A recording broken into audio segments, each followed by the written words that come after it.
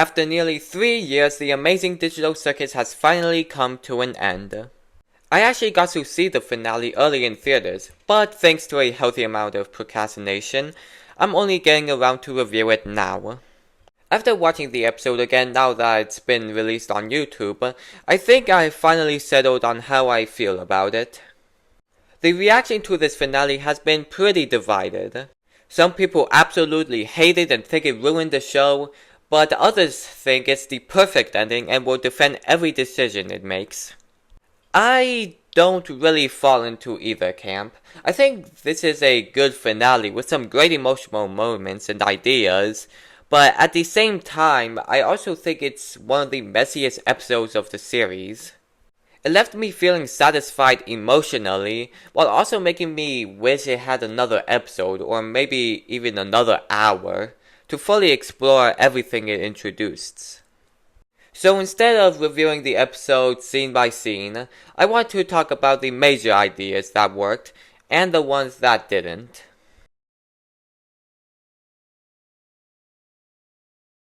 The finale opens by confirming one of the biggest fan theories, the Soma theory.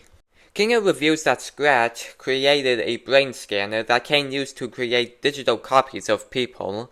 So this means the characters we've been spent through the entire series with aren't the original humans, they're just digital recreations. I think this is a fantastic twist, not because it's shocking, but because of what it means. The show asks one of the oldest philosophical questions in science fiction. If you're only a copy, are you still you? Even if the show isn't sci-fi, this question perfectly fits with everything the Amazing Digital Circus has been building toward. The series has always been about identity and finding meaning despite suffering. The twist doesn't replace those memories, it strengthens them. Unfortunately, this is also where my biggest criticisms begin. The characters barely react. Learning that your entire existence is just a digital copy should completely change how everyone thinks about themselves. Instead, the show moves on pretty quickly. And that's the biggest issue with the finale, the pacing. Despite being almost an hour long, double the length of a normal Digital Circus episode, it somehow feels rushed. Major revelations happen one after another without enough time for the audience or the characters to sit down with them. One moment that really surprised me and many other people was Jack's abstracting. The first time I watched it, I honestly did not like it. It happened so suddenly that I didn't even realize the abstraction was Jack's at first. But after sitting with it, I've actually grown to appreciate the decision.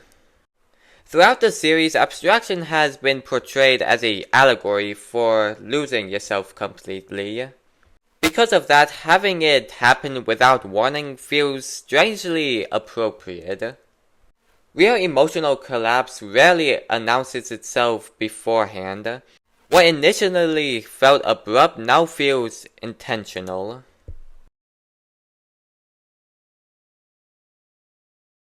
This was easily my favorite part of the finale. Seeing where Jax's personality came from completely changed the way I looked at him. I also think there's a lot of symbolism packed into these scenes that deserve its own discussion, so I'm planning to make an entire video breaking down his character. But I do have one criticism. Jax receives so much focus that it comes at the expense of several other characters. Gango especially deserves more. She spent the entire series suffering because of Jax's behavior, yet she never truly gets the confrontation that her character arc seems to be building toward. Imagine if Gango finally been able to tell Jax how much pain he caused to her while he was trapped in his abstracted state. Imagine Jax finally being forced to listen. That could have been one of the most emotionally satisfying scenes in the entire series. Instead, Gango mostly felt guilty after he's gone. It's a nice complicated moment, but it doesn't quite complete her story. The same criticisms can apply to Ragatha and Zubo. They're good characters, but they simply don't get enough screen time.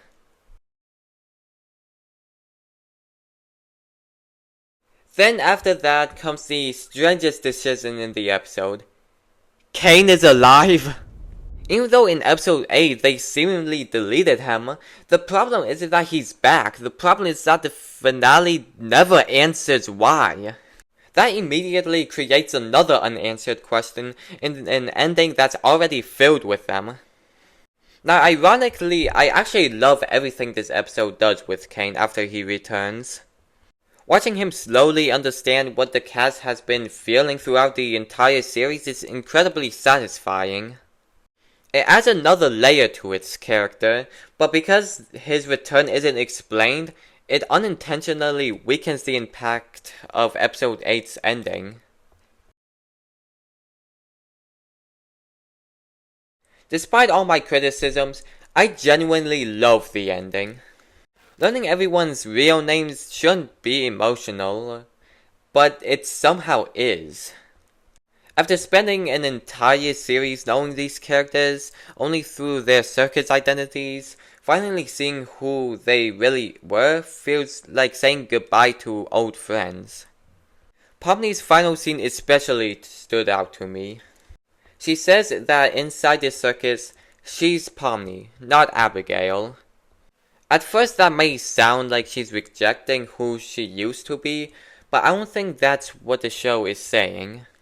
Instead, I think she's accepting that the circus changed her. She's still Abigail, but she's also Pomni. Both identities are part of who she is now. I thought that was a beautiful way to conclude the show's central theme about identity and meaning in life. I wish I could end my criticisms there, but there's just one thing that keeps the finale from being great. It's the number of unanswered questions. The problem isn't that one mystery remains unsolved. The problem is that the finale introduces more mysteries while leaving old ones behind. What exactly was CNA? Why did Kane believe adventures were his purpose? What happened to Bubble? Who was the mysterious blue AI? Why was Scratch's abstraction supposedly connected to Kane controlling minds? Why reveal that Kane can manipulate the cast's minds if the idea never receives a payoff? Individually, most of these questions aren't deal breakers. Together, though, they make the finale feel unfinished. Some mysteries are good, too many start to feel like missing pieces.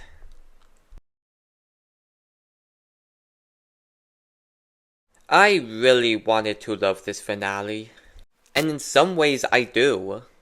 Emotionally, I think it succeeds. The ending gave these characters meaningful closure, and the themes about identity, loneliness, and finding purpose are stronger than ever.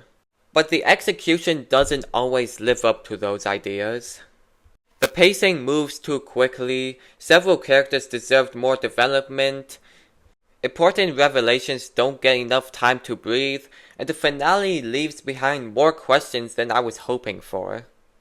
It's frustrating because this episode feels so incredibly close to being something truly special. Still, even with those flaws, I walked away satisfied. Not because every mystery was solved, but because the emotional journey reached a conclusion that felt honest. For me, that's enough to make this a good ending to a great series.